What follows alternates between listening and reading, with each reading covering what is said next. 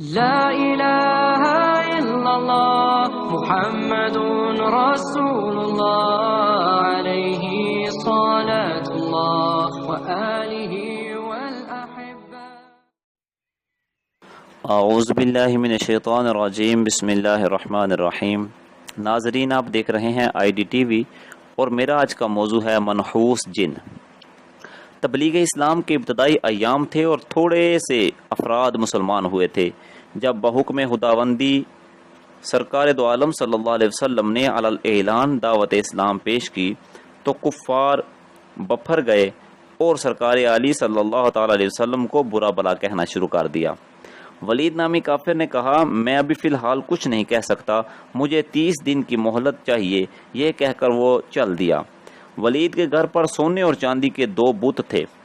ان بتوں کو اس نے قیمتی لباس پہنا کر کرسیوں پر بٹھا رکھا تھا۔ اس نے 3 دن متواتر بتوں کی عبادت کی۔ اس دوران نہ اس نے کچھ کھایا نہ پیا، نہ ہی گھر سے باہر نکلا۔ تیسرے دن ولید نے نہایت ہی گڑ گڑا کر اپنے بت سے کہا، میرے معبود، میرے بے لوث عبادت کا واسطہ، مجھے بتا کہ محمد صلی اللہ علیہ وسلم سچے ہیں یا نہیں۔ بت میں حرکت پیدا ہوئی اور بت بول پڑا، محمد صلی اللہ علیہ وسلم نبی نہیں ہیں، خبردار ان کی تصدیق نہ کرنا۔ نعوذ باللہ۔ ولید خوش ہو گیا اور اس نے دوسرے کافروں کو لا کر بت کی بکواس سنائی۔ ولید نے ایک بہت بڑی مجلس کا اہتمام کیا، سرکار صلی اللہ تعالی علیہ وسلم کو بھی دعوت دی، اپنے بت کو مختلف رنگوں کا لباس پہنایا۔ ہمارے آقا صلی اللہ تعالی علیہ وسلم بھی اپنے ہمراہ حضرت عبداللہ بن مسعود رضی اللہ تعالیٰ عنہ کو لے کر تشریف لے آئے۔ کفار نے بت کو سجدہ کیا۔ ولید نے بت سے کہا، میرے معبود، تو محمد صلی اللہ علیہ وسلم کے بارے میں اظہار خیال کر۔ بت نے رحمت علی میان صلی اللہ تعالی علیہ وسلم کی شان عظمت نشان میں بہت گستاخیاں کی۔ سرور معصوم صلی اللہ تعالی علیہ وسلم اس مجلس سے اٹھے۔ راستے میں سبز لباس میں ملبوس ایک سوار ملا۔ اس کے ہاتھ میں ننگی تلوار تھی جس سے خون ٹپک رہا تھا۔ سوار گھوڑے سے نیچے اترا اور سلطان دو جہاں صلی اللہ تعالی علیہ وسلم کی خدمت میں بسد ادب سلام عرض کیا۔ سرکار مدینہ صلی اللہ علیہ وسلم نے استفسار فرمایا، آپ کون ہیں؟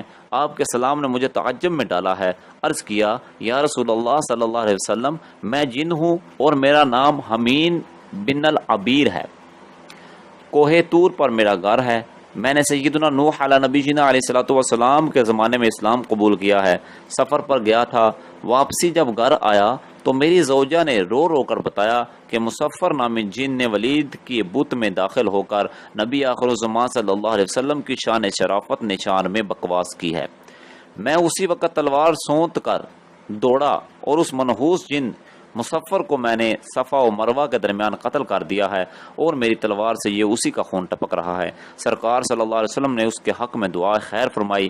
اس سعادت مند جن نے رحمت عالم صلی اللہ علیہ وسلم سے ولید کے بت میں داخل ہو کر سرکار صلی اللہ علیہ وسلم کی مدح اور کفار کی مذمت کی اجازت طلب کی۔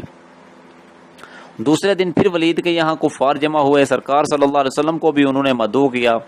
کفار نے اپنے بت پر زیورات نثار کیے، پھر سجدہ کر کے بڑی عاجزی سے کہا، معبود، آج بھی محمد صلی اللہ علیہ وسلم کی توہین کر۔ بت حرکت میں آیا اور اس سے آواز آئی، اے اہل مکہ، جان لو محمد عربی صلی اللہ تعالی علیہ وسلم حق پر ہیں، ان کا دین اور کلام سچا ہے، تم اور تمہارے بت جھوٹے ہیں۔ اگر تم محمد صلی اللہ تعالی علیہ وسلم پر ایمان نہ لائے تو قیامت کے روز تمہارا ٹھکانہ جہنم ہوگا۔ اٹھو اور محمد عربی صلی اللہ تعالی علیہ وسلم کی تصدیق کرو۔ محمد عربی صلی اللہ تعالی علیہ وسلم تمام مخلوق میں بہتر ہیں۔ بت سے تاجدار رسالت صلی اللہ علیہ وسلم کی نعت پاک سن کر غصہ سے پیچ تاب کھاتا ہوا ابو جہل اٹھا اور بت کو اٹھا کر زمین پر دے مارا۔ بت ٹکڑے ٹکڑے ہو گیا۔ سرکار دو عالم صلی اللہ علیہ وسلم اور آپ کے صحابہ رضوان اللہ مجمعین وہاں سے شاد و خرم واپس تشریف لے آئے۔ اللہ رب العزت جل جلالہ ہمیں اولیاء اکرام اور صحابہ اکرام رضوان اللہ مجمعین کی سچی پکی عقیدت عطا فرمائے۔ وآخر دعوایا ان الحمد للہ رب العالمین۔